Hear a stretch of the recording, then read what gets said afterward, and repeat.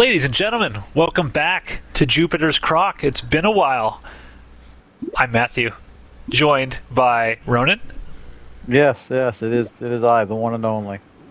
And Steve. Yep, we're back after a 4 or 5 month hiatus that we did not plan for because I'm not going to point fingers.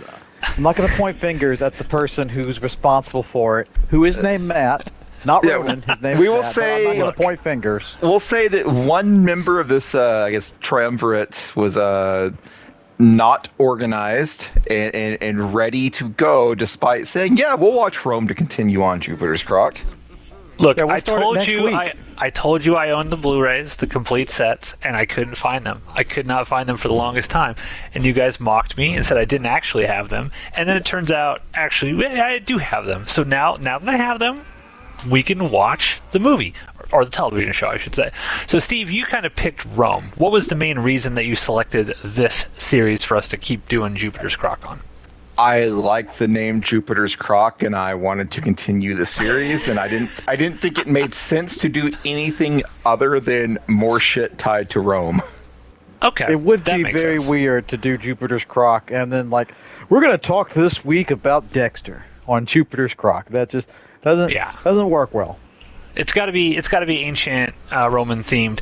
So we will be talking about the first episode of Rome on this episode. However, before we get to that, in the downtime, in the dark times in which I could not find my Blu-rays, and Ronan and Steve were patiently waiting for me to find them so we could watch this, something very, very important happened. Now, Ronan, what happened that we need to talk about?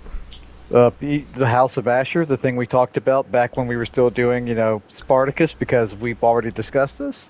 Well, I'm going to say they announced a bunch of the cast. It's now a real thing. There was a moment in time where it was one of those things that was announced that was going to happen, but we never heard anything about the show. And in Hollywood, of course, things come and go. And I was actually getting a little concerned that maybe it wasn't going to happen, but we actually got casting announcements for the show. It's real.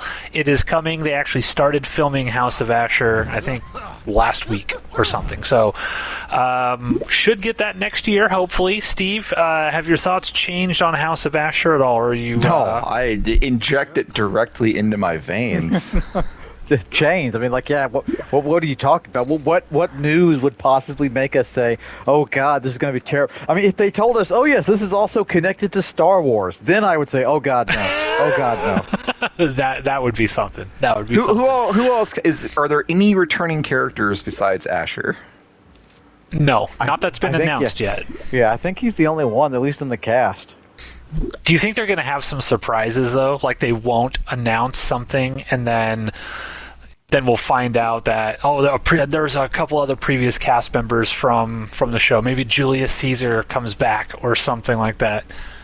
I feel like they're going to hide some stuff from us. Yeah, I mean, considering how this is, at least my understanding is this is an alternate universe take where he didn't die on Vesuvius. So I assume that means Spartacus and the rebellion failed at Vesuvius. But we don't know. Maybe it didn't. But my assumption is that the rebellion failed. So who knows? Maybe somebody like Crixus or some of the other gladiators got recaptured and are now back in slavery, back in Ludus somewhere. That's kind of what I'm hoping for. I would like to see some returning gladiator or returning Spartacus fighters re-enslaved. I also assuming that the Spartacus war was just, they lost at Vesuvius or soon after. But maybe the only change is they just allowed Asher to walk back down the mountain instead of, killing him. Yeah. I can't see that happening, but especially if Glaber dies on Vesuvius, how are they gonna? How's Yeah, it's Asher's true. Glaber kind of has to be alive for Asher to have the House of Asher. I don't know. We'll see. Do you think we got a year? Do you think that Lucy Lawless will make any sort of cameo appearance in this? Even if just briefly, because her and Asher, it was such sort of an important aspect of it. Do you think she makes any sort of appearance, or do you think, nope, she just died, and we don't get that? I mean, I hope she's there, but I assume that she is dead. I Yeah, assume that she very likely like killed herself. I mean, no, she threw herself off the cliff. I mean, it's an alternate universe. Maybe maybe that didn't happen, but I assume she's dead. Okay. Yeah, I'm assuming that too. I mean, she has. I mean, like I've heard. I haven't heard, but I have read comments where she has, in the years since Spartacus, kind of regretted the amount of nudity and sexuality that was in the show. She should not regret it at all. Yeah, I'm telling you what you should feel and think, Lucy. I think you were. I think you're being pretty problematic right now. Okay, well, I'm not expecting Lucy Lawless to have some sort of sex scene with Asher. I was just questioning whether or not there would be some sort of appearance, even briefly, because it would just seem sort of weird. Because that was one of the whole reasons Asher wanted to get the Ludus, was so that he could make Lucy Lawless his wife. And I'm trying to think back, did he have any... He wouldn't have had any idea that she died at that point. Right, because she died after. She died because she died in the last episode.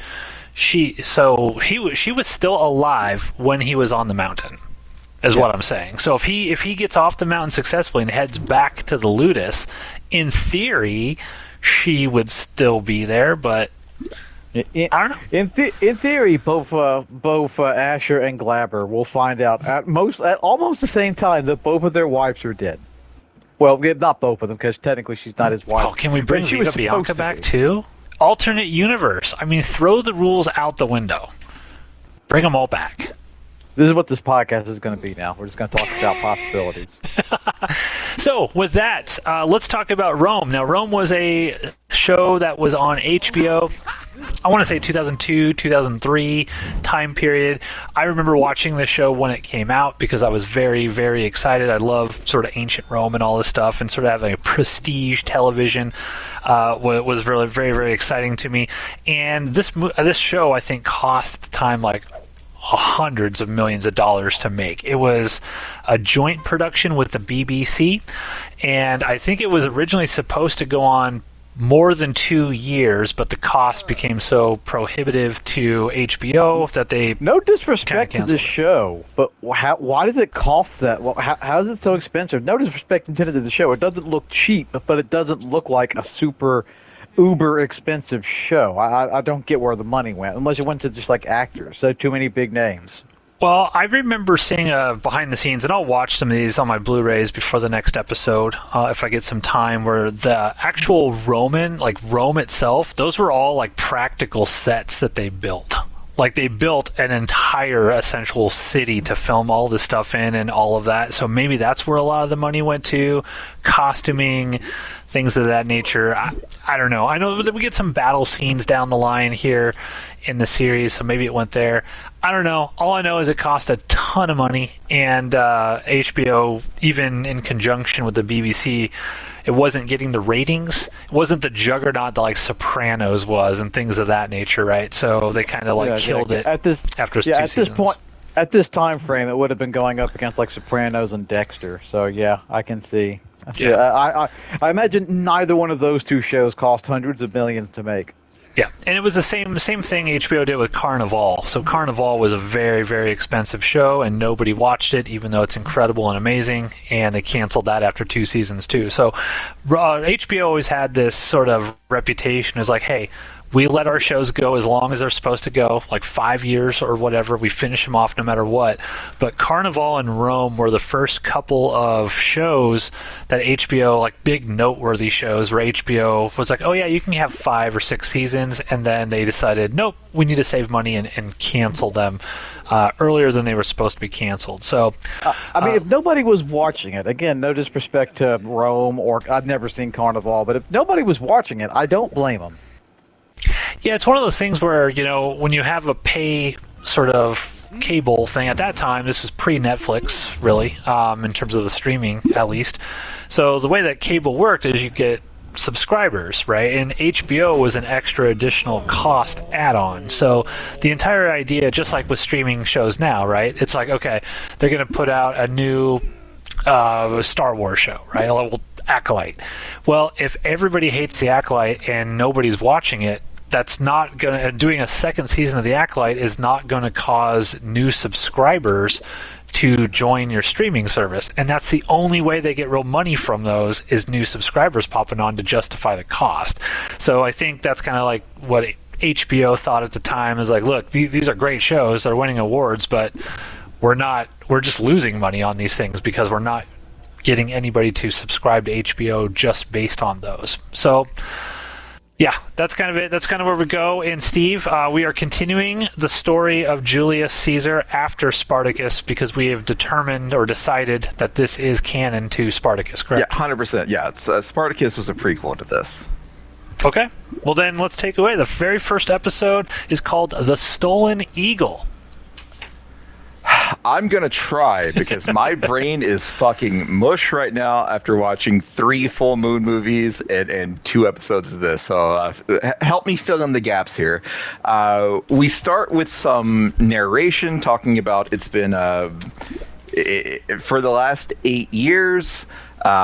Pompey and Caesar have been in charge. The Crassus, unfortunately, I don't believe is in this show. I think I looked it up. The show takes place a year after Crassus is dead, and so it's just Caesar and Pompey, and they are both in charge of Rome.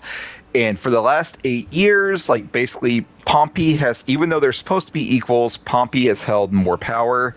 But that is starting to change. Caesar has been off at war fighting the Gauls for the last 8 years, and every time he wins a battle, he sends spoils back to Rome and gives it to all, just the normal people. He doesn't give it to the nobles, and so basically the normal people of Rome are the plebs.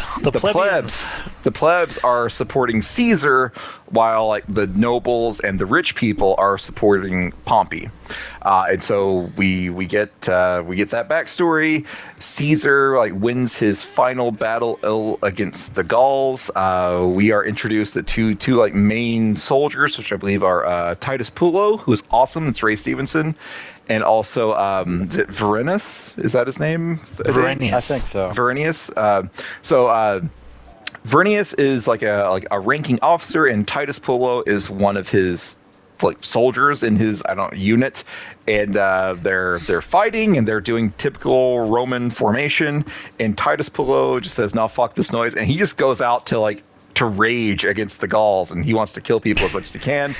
The Romans still win the battle, but when they get back to camp, Titus Pullo is whipped and thrown in jail, and he doesn't care. He gets whipped across his back, and he's like, "Oh, is that it? Is it over? Or are we done so soon?" I was just getting comfortable. Yeah, I was just getting comfortable. Yeah, so and he has a backstory. Like they say, Titus Pullo, hero of this war, distinguished officer of this battle. No one is above the rules. So they're saying, even if you have a reputation, if you don't fall in line in Caesar's war, you will be punished no matter who you are. So Titus Pullo is whipped and thrown into jail. He's very upset because the war is over and Caesar is allowing the officers to just go and raid the remaining Gaul village to pillage and take personal spoils and whatnot.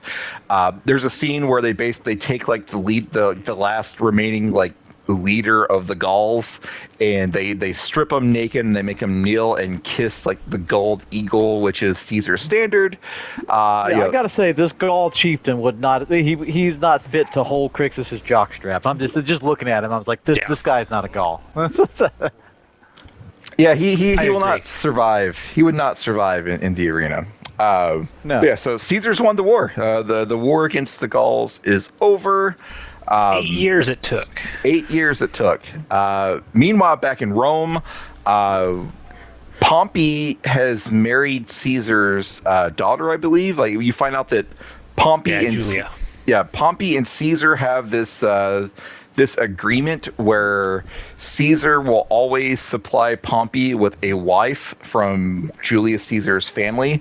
But unfortunately, Caesar's daughter dies in childbirth. And even though this is I guess meant to be more of a political marriage to show the union between Caesar and Pompey, Pompey does seem genuinely distraught that his wife is dying. So he's sad about that. He's pretty hurt by it. So Caesar gets notice of this and is very upset. we kind of like we start learning like what's going on back in Rome. We have the Roman Senate, and it's kind of split. Like half of them are backing Pompey, and like half of them are backing Caesar. And the half backing Pompey are like, look, Caesar is currying public favor. The people of Rome are turning against you and supporting Caesar. Caesar's war, his 8-year war, is illegal. Like we, the Roman Senate did not authorize him to fight this war. You need to, whatever, do whatever you got to do in the Senate to declare Caesar, not an enemy of Rome, but call him back. Like his war is illegal. He needs to come back. He needs to face trial for taking, the Roman army out on his personal quest. And Pompey is like. Good. I'm going to pop in here real quick. One of the big things, like the backstory context to all of this, is the Romans are terrified of kings. Like this whole thing's going to be about Julius Caesar sort of destroying the Roman Republic, right? The Roman Republic was this, great, glorious thing where, leaders are elected, and this is very similar to what our own sort of model is based off of. But prior to that, Rome had kings, and kings were tyrants and did a whole bunch of horrible shit, and the people sort of overthrew them and created the republic. So all of these senators and all of these individuals are very, very concerned that Caesar's going to come back and become a king. Number one, because he has so much freaking money now from basically pillaging and plundering all of Gaul for the past 8 years. He's got tons and tons of soldiers that are loyal to him, that they're concerned about, and he's got the people. So he's smart in that he's a populist and he's given all the money to the people. So these senators and the nobility are freaking out that it's kind of like the perfect storm of things coming about, and they're trying to head this off at the pass. Or they're trying to be like, look, we need to stop this guy now, because if you don't stop him now, it's going to get real bad very, very quickly. And trying to get Pompey to understand that. Somehow I'm just thinking of history and doomed to repeat it, not remembering it. Something like that is just ringing into my head at this moment. Yeah, strange. Guys, so continue on, Steve. Yeah, so the pro Pompey nobles are saying, Pompey, do something, and Pompey at the moment is like, no, Caesar and I are honor bound to support one another. I do not believe that Caesar is trying to take over Rome, but deep down he believes that Caesar is trying to take over Rome. Yeah. And so, Caesar's smart. That's why he married his daughter to Pompey, so that they're in basically cahoots together now. Pompey can't just immediately say, fuck Caesar, I'm going to do blah, blah, blah. We should also point out that Caesar's daughter's daughter died in childbirth as well. So now there's nothing tying Caesar to Pompey, and that's why the senators are trying to get in this moment. It's like, no, your bonds to Caesar are done at this point. Caesar, being smart though, is trying to reestablish that bond, and so we meet a character called Adia, which is Caesar's niece. And she basically fucks men for favors. The first time we see her, she is banging a dude, and she's like, okay, well, now that I got you off, you owe me a horse. And so that's what happens. So at one point, Adia does multiple things in the show. First, she bangs Worst this guy ever. Yeah, she bangs this guy to get this a super fancy white horse. And I like that she tells him that she's turned on by goatish little men. But she bangs this guy in exchange for this horse, and then tells her son, is it Octavian? Is that his name? Yes. It's Octavian, you are going to take this horse and you are going to ride it to Caesar's camp, your uncle Caesar, and give him this horse, and it will be a big deal. It will show everyone that you are a man because you were willing to make this trip, and it will also let our Uncle Caesar know that we still have his back, we still support him. Simultaneously, Adia has gotten a note from Caesar saying, hey, my daughter died. I owe Pompey a new bride. I am not there to pick one for him. Pick one for me. And she's like, okay, I'll give him my daughter. My daughter, who is already married to someone, but he doesn't matter. And so she forces her daughter to divorce her husband, even though they are like really truly in love. And then she presents her daughter Octavia to Pompey and says, hey, how about Pompey, how about you marry Octavia to like reestablish the bond between the Pompey family and the Caesar family. And Pompey's like, oh, I couldn't do that. Octavia's married. No. I made them divorce. She's free right now. In fact, if you want to go ahead and fuck her, you can do that now, and you can get married later. So that's Adia in this show. Now, I will say that her character I actually really like, because it feels like a character that would be on Spartacus, like a Lucy Lawless type character, or Viva Bianca, Lithia, that kind of stuff. It feels like she's that kind of like charming, evil type person where you're like, this person's an awful human being, but every time she's on screen, like, I enjoy the weird shit, the evil shit that she's doing. Yeah, I can see that. And so we'll wrap up the Pompey marriage subplot in a little bit here, but Adia is offering her daughter Octavia to Pompey. Meanwhile, some of the other like nobleman senators are offering a woman whose name I don't know to Pompey, and we'll see who he picks later on. What else is going on back at Caesar's camp? Some blue cat people from Avatar show up, and they steal Caesar's gold eagle. And they take it and flee with it. And at first, there's like, what the hell's going on? The blue Spaniards. Yeah, the blue Spaniards. They're the Avatar cat people. And so the Caesar's gold eagle has been stolen, and it's a dishonor to him if he doesn't get it back. And so he sends Verinius to go and find it, but Verinius can't go alone, and so he pulls Titus Pullo out of the jail cell. It's like, hey, you and me are going to go find this standard. And Titus Pullo is like, oh, hey, I appreciate you giving me another chance. And Vernice is like, no. I'm not giving you another chance. I'm taking you because you're basically already dead. This is a fool's errand, a wild goose chase. We will never find this standard. It could be anywhere in the entire goddamn continent. Us not finding it is as good as, failing a mission, in which case we will be killed if we fail the mission. Like, I just figured, I'm going to die anyway. I may as well bring someone with me that was going to be killed anyway. So, I'm not like I'm not taking a soldier away that had a chance to live. So Vernius is like, yeah. I'm basically going on a suicide mission. I'm going to take Titus Pullo with me anyway, so I can get him killed as well. I like that Pullo, though, when he's in jail, he's just like drawing pictures of cocks, and he's like praying to any god that will listen to him. Yeah, it's like he's going down a list. It's like, hey, God Mars, how about you help me out here? Oh, no, okay, Mars isn't listening to me.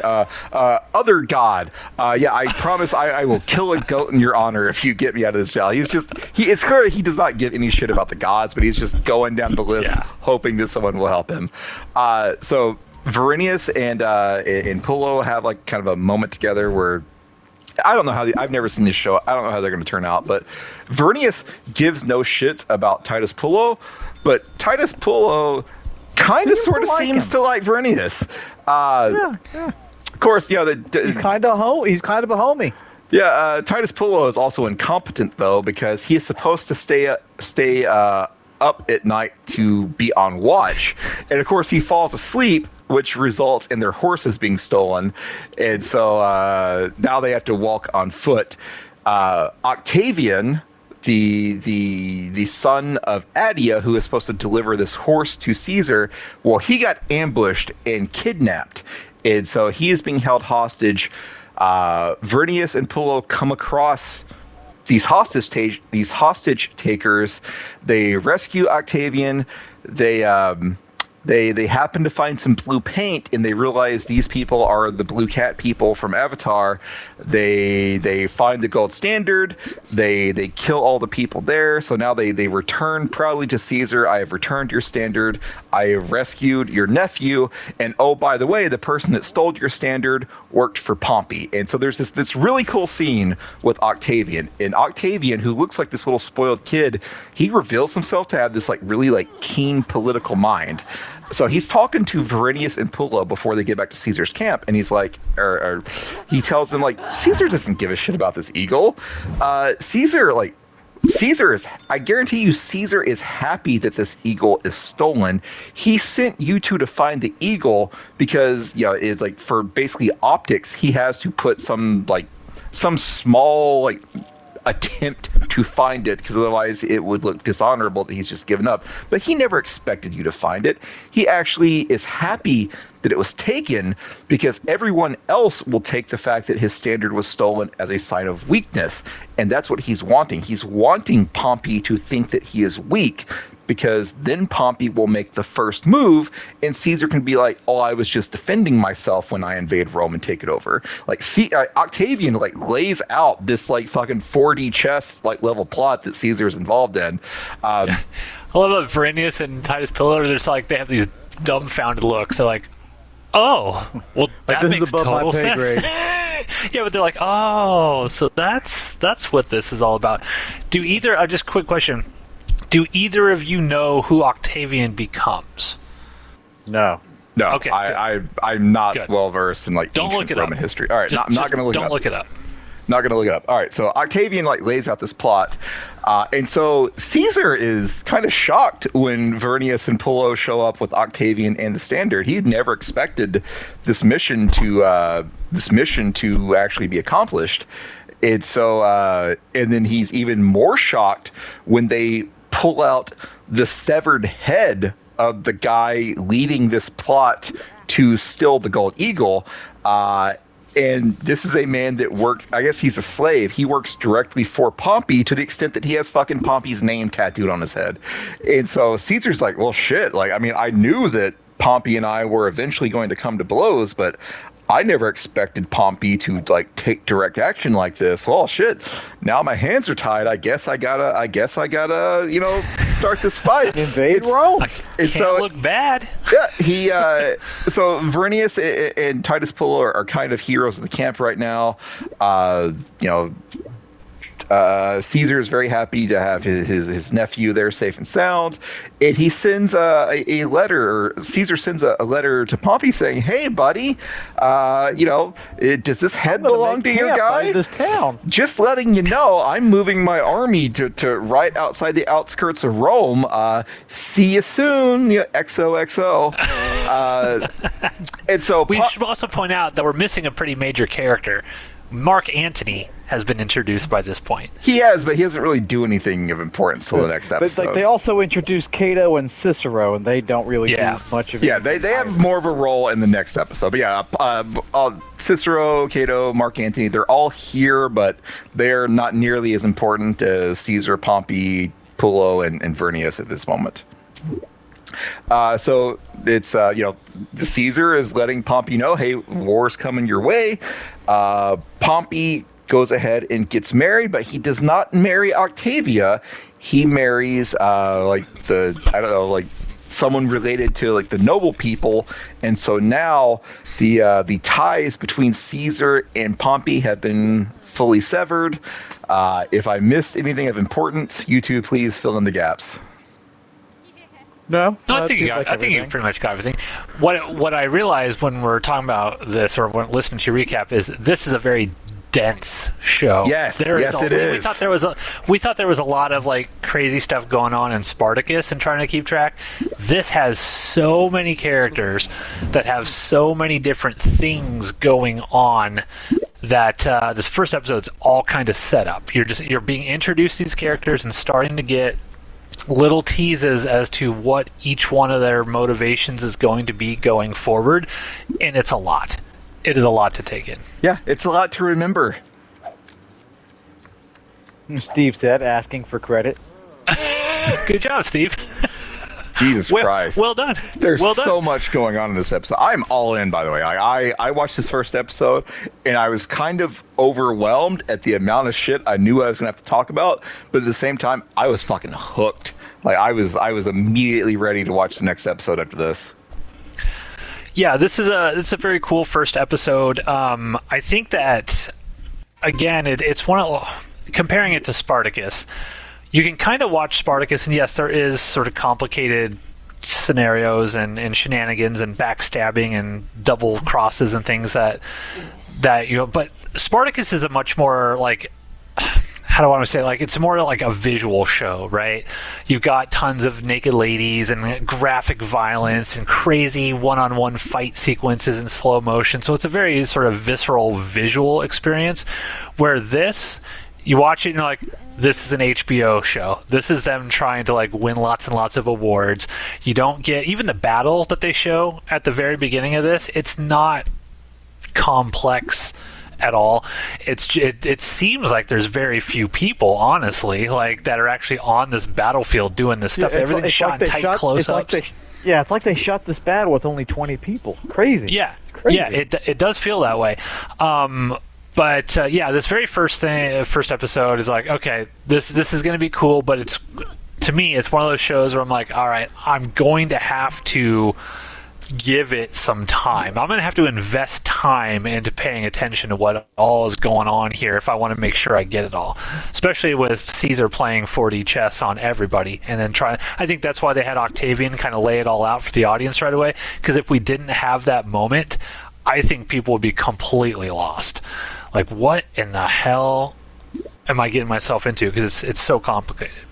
Yeah, the show does nothing in terms of like, saying hand holding kind of gives the impression like the show is treating you like you're stupid, but the show does nothing outside of that one exposition dump to in any way at all set up the fact that like Caesar is like, setting all of this up. It does nothing to even kind of sort of hint at that direction. It needed the kid with the exposition dump. Yeah. Speaking of important characters that we didn't talk about, Brutus is in this episode, right? Oh yeah. Talk about Brutus. I don't know who Brutus becomes, right? Yeah, he just kind of shows up and is a friend of Caesar and like gives him the rundown on what's happening back in Rome. Another character that will ultimately be important, but in this particular episode doesn't do a whole lot. Yeah, I completely missed. How many characters were introduced this episode? It had to be in the double digits. Oh, in terms of just like Caesar, Pompey, Cato, Cicero, everyone in the Senate, Attia, Octavia, Octavian, Vernius, Pullo, Mark Antony. It's fucking nuts. There's a lot. And I don't know if it was this episode or the next episode, but just to give a little bit of backstory, there's a lot of sequences in the Roman Senate. So Cato, just going forward, so the listeners are aware, Cato is on the side of, he's kind of like the leader of the senators who hate Caesar and basically want him tried and, all of his legions disbanded and stuff like that. And Cicero's kind of in the middle. Yeah, Cicero is like the moderate who, whichever way he decides to go, they mentioned everyone else that's with him kind of follows him. So he's kind of like the deciding vote in that 50-50 Senate sort of scenario. And then we don't really, at least in the first episode, we don't see a specific person who's representing the pro Caesar side of the Senate, but we do get that in episode 2. That person is kind of set up where we'll talk about. But Ronan, this was the first time you've ever kind of seen this. What were your thoughts on this first episode of Rome? I did not go into this under the best of circumstances. I had a wicked fucked off headache, so that did not help. But we've already kind of touched upon like what I kind of feel to be. I don't. It's not a detriment to the show, but like it kind of also does hinder it. Like Spartacus, all the characters are wildly flamboyant. You can tell Asher apart from from Crixus. You can tell Crixus apart from everyone is very distinct and easy to tell apart. And in this show, it's like all the senators are just crusty old white dudes. Like Caesar and Pompey, it took me a minute to figure out which one of them was kind of. It's the character. It's the thing we've been mentioned. Like there's too many characters set up, and it was very difficult for me to kind of mentally keep track of them, with the exception of like Pablo, Titus. What was it? Pablo and Pablo. Yeah, Pulo. like, Titus two. Pablo. Yeah, those two. It's like okay, these are the guys who are like they very visually stand out, and no one else really does. So I had a difficult time keeping track of what was what, but that becomes less of an issue in the second episode. So Yeah. in the That's first one of the things episode- that I always had a problem with Game of Thrones. I don't know if you guys ever watched Game of Thrones, but I always, for whatever reason, had a hard time figuring like Sam. all these people seem the same to me. Like who is who? Whose name is this name and who's that? It can be difficult for sure. Yeah. So that would be my chief complaint with the first. Oh shit! Am I still here? It just kicked me out of the lobby. Oh, Well, you're in the recording, so keep talking. you're still talking. Yeah. Oh, all right, good. All right, who cares if I'm out of the game? All right, so yeah, that would be my at least in terms of like episode 1, my chief complaint would be it's like it is very difficult to keep up with everything that is happening in it. So, but that issue does not at the very least for right now it does not continue on into episode 2. We should also point out one other thing that was important to note is when Adia got that horse, Pompey wanted that horse. Oh yeah. Because he's pissed off, because he's like, why does Julius Caesar have to have everything? So even though like they're friends, I think Cato, is it in episode 1 where Cato takes Pompey to the side when they're watching the play? Because it is because that other weird dude introduces his potential, a wife for Pompey, and she's like, "There's a lewd woman on stage. I must leave." Yeah, I don't even remember we said it, but yeah, Pompey ends up marrying not the Julius Caesar's niece or whatever. And Julius Caesar's niece is freaking out, like she's crying. She's been shamed in front of all of Rome essentially because she was displayed by Adia. Yeah, you can have her whenever you want her right now. You don't even have to wait till your marriage. And like there's this whole awkward scene. She takes off her clothes and gets on all fours on the bed so Pompey can bang her, and then she's basically discarded. And you just kind of see like how Adia is so like does not seem to give a shit about the desires of her daughter at all. It's all about like, hey, how can we help Caesar and how can we politically make ourselves more powerful, etc., etc. But just sort of getting back to what that sort of sequence with the play, it's Cato takes Pompey aside, and you see that moment where Pompey's like, dude, he's my friend. Like, that's what I thought was really great about it, because Pompey doesn't come across immediately as fuck Caesar. Yeah, you guys are right. He's like, he's my friend. I cannot fuck over my friend. Do you understand that? Everybody, I can't do it. But then, like, the whole horse thing, when he finds out about it, later, he starts seeing more and more things that he just starts getting more pissed off about, and then, boom, he sort of turns. But yeah, just wanted to mention that they are trying real hard to get Pompey to turn on Caesar. And that's I'm into it. I like this episode. Yeah.